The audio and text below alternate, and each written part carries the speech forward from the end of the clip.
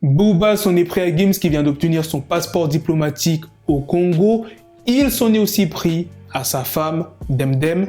Récemment, Ben-H a tenu une interview et il s'est exprimé sur Booba. Dernière news sera sur Sefiu qui s'est exprimé sur Vald et Vald a réagi. Donc sans plus tarder, let's go pour les news. C'est sur les réseaux que Booba s'en est pris à Demdem et Gims. Entre autres décoré, on nous a remis le passeport diplomatique et je tenais à remercier le président pour ce geste. On s'y attendait pas du tout. Je réalise même pas encore vraiment et en tout cas c'est une force supplémentaire, c'est un coup de boost qui nous donne aujourd'hui et on n'a pas envie de décevoir ni le peuple ni le gouvernement et voilà, on va porter le Congo avec fierté partout dans le monde. Alors l'idée c'est d'ouvrir des studios d'enregistrement parce que un pays comme le Congo, une ville comme Kinshasa ou même Lubumbashi, toutes ces villes-là, c'est pas normal qu'il n'y ait pas de studio à la hauteur des studios européens. Ensuite, c'est de faire un festival annuel qui pourront ramener des artistes du monde entier. Avec les connexions qu'on a aujourd'hui avec Dadju, on est en mesure de ramener énormément de gens. Il faut que le Congo soit un lieu, il faut que ça devienne Dubaï. Ça veut dire que Dubaï, c'était le désert, il n'y avait rien du tout. Le Congo, c'est un pays qui a... L'interview de Ben-H est disponible sur sa chaîne YouTube. Pour ceux qui veulent regarder en intégralité, moi, je vais juste vous mettre le passage où il parle de son clash avec Booba. Ton deuxième album, NHB, en 2019, tu quittes le 9 de I. Alors, la question fatidique, qu'est-ce qui t'a poussé à quitter le 9 de I? Ce qui m'a poussé à quitter le 9 de I, déjà, c'est... on s'entendait plus au sein du label. On n'avait plus exactement la même vision. Sur mon dernier projet NHB, quand j'ai fini mon projet, moi et Booba, on avait des désaccords sur la tracklist. Okay. On avait 2-3 sons qu'il voulait pas mettre et que moi je voulais mettre, des sons qui me tenaient à cœur. Donc ça a fait des désaccords. Donc après lui, il s'est retiré. Il a dit que je vois avec son équipe, son manager, son staff. C'est-à-dire que tout le monde a commencé à s'en mêler. C'est-à-dire que au final, tout le monde s'en est mêlé. Les sons ont été mis sans forcément... C'est pas des sons que je voulais vraiment. Okay. C'est-à-dire que la tracklist qui est sortie, c'est ni celle que je voulais, ni celle que Booba il voulait. Okay.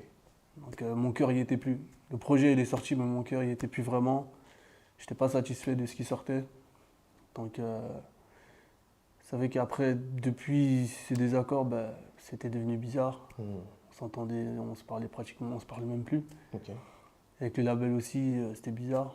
Le projet a eu un échec commercial.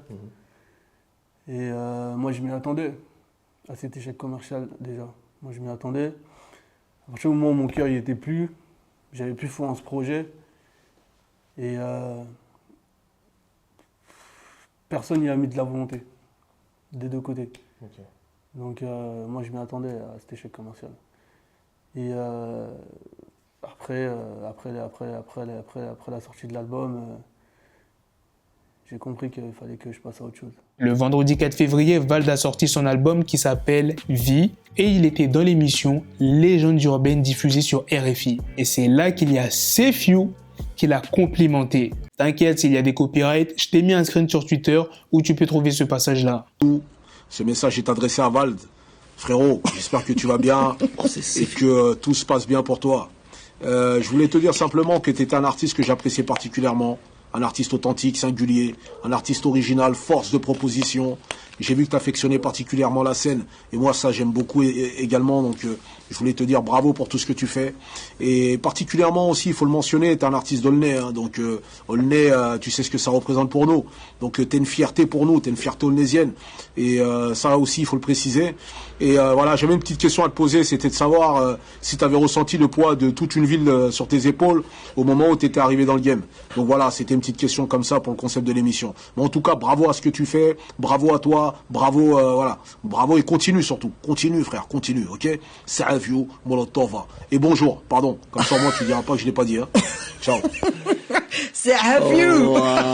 c'est trop de respect, merci, incroyable, on s'est jamais rencontrés, j'ai cru croiser son frère une fois il y a longtemps, wow, trop de respect, wow, écoute. C'est fou, incroyable, waouh.